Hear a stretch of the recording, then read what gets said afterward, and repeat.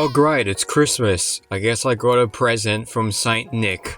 I swear, if it's cloves, I'm gonna hate the holidays for good. What could it be? Feels light. Let's just open it up.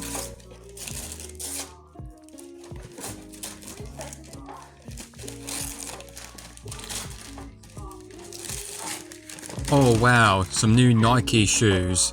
Yay! Now time to unveil what I have. Alright.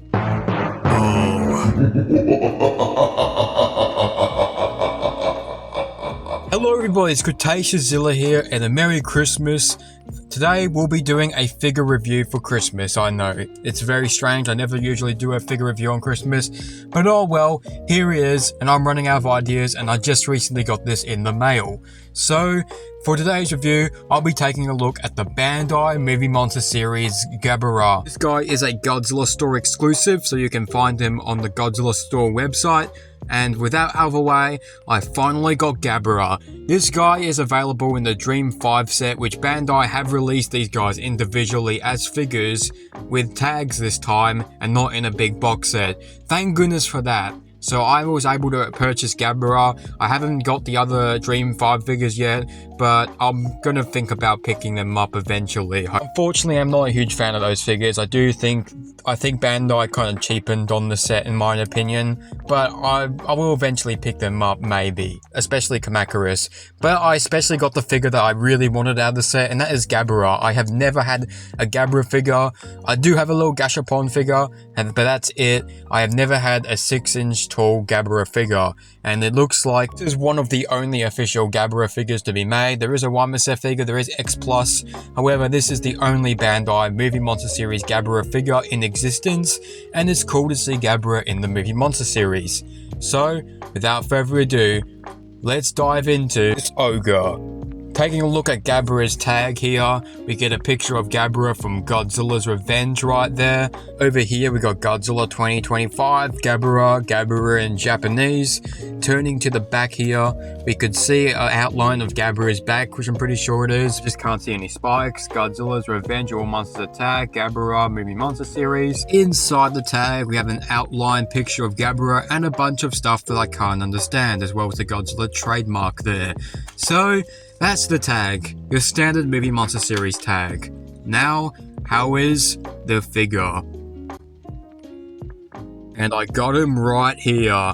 That is right, Gabara has officially joined the Movie Monster Series ever since my top 10 list of monsters that I want to see in the Movie Monster Series. Gabara was a part of the top 3, and to see him finally as a figure is just so great. Even though I'm gotta admit, Gabara isn't exactly my favorite monster, or favorite kaiju, I still think that he definitely still deserves a figure, and this is a figure that is worth purchasing if you don't have any Gabara figures.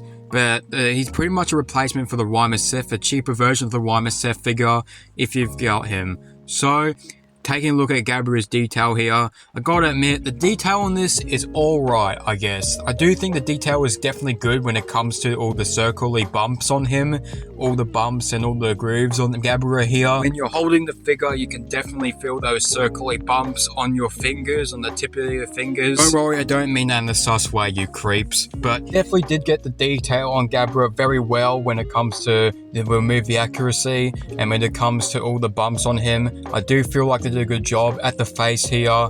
They definitely did do a bit of cheaping out on the paint, in my opinion. Like, especially the hair, the paint for the hair, it just, is it my own opinion, or it just looks like cheap paint they just put on this figure? I am sorry, but I don't like the paint that they had on this figure. Particularly the hair. It looks like Gabara got Indian food dumped on his head or something. Like, it just doesn't look that right, in my opinion. But that's that part of the area which I don't like when it comes to paint. But meanwhile, the rest of the paint when it comes to this figure is definitely on point. The face looks very good and accurate, especially like how they gave Gabara orangey devil looking eyes. However, one thing that I'm a bit confused by are the hands. I wish that Movie Monster Series made just more standard traditional hands, either closed hands or opening hands. Because what they did was, with the left hand, the hand is closed, while in the right hand is open. I think this is supposed to homage back to a scene in Godzilla's Revenge where Gabara punches Manila. However, I've heard people point out that it was actually the wrong hand, so Bandai messed that up a bit. And I just kind of want this guy to have just a standard hand, just like the YMSF figure. Like, I wish this guy came with just, I don't know, opening hands or something like that.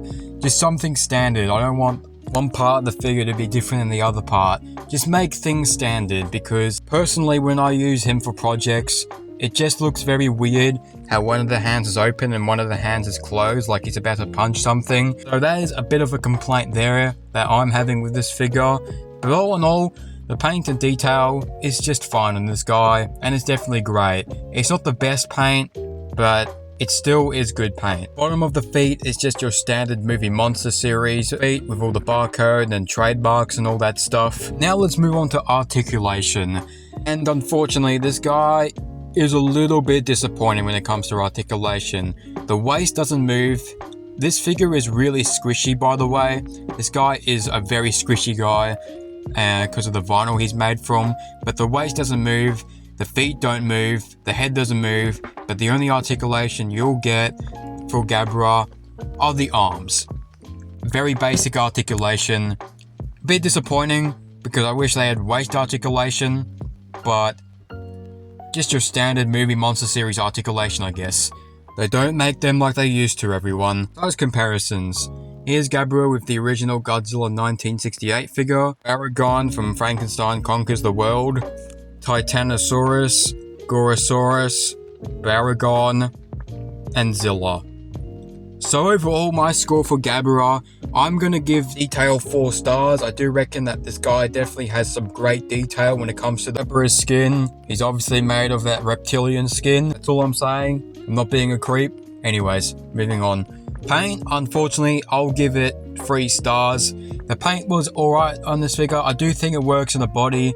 However, when it comes to the hair, I just don't like how the way the hair looks, in my opinion. Like, it looks fine. However, once you get closer to the hair, it looks very shiny. I think Bandai used cheap paint for this guy, which is not what I'm expecting from a premium Bandai figure. Articulation will be unfortunately getting 1 star. This guy has some very basic articulation to him, just the arms, that's really it.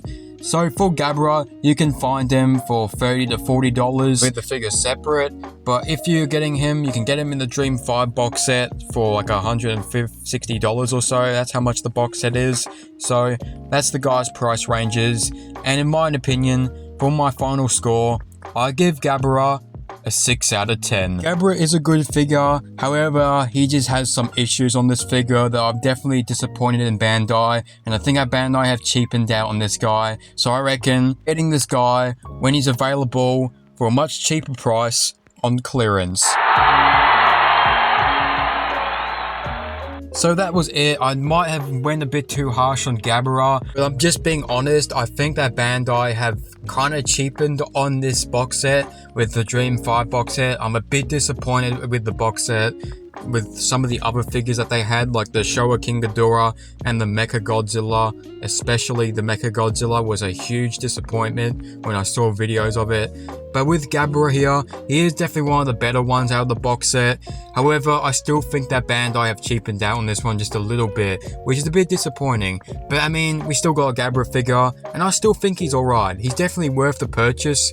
However, I would just recommend getting this guy at like a cheaper price than his available price. I will recommend him if you don't have a Gabara in your collection. Well, for those who don't have a Gabara in your collection, this is the figure to get. But overall, I probably recommend the YMSF figure. There's a lot better detail in this figure, but I don't have it, so I can't compare it to that one. But I recommend getting that one. Overall, you can still get this guy. I do think a Gabara will still be worth it if you don't have a Gabara figure in your collection. So thank you all so much for watching. Everyone, have a Merry Christmas, and as always, I will see you on the next adventure.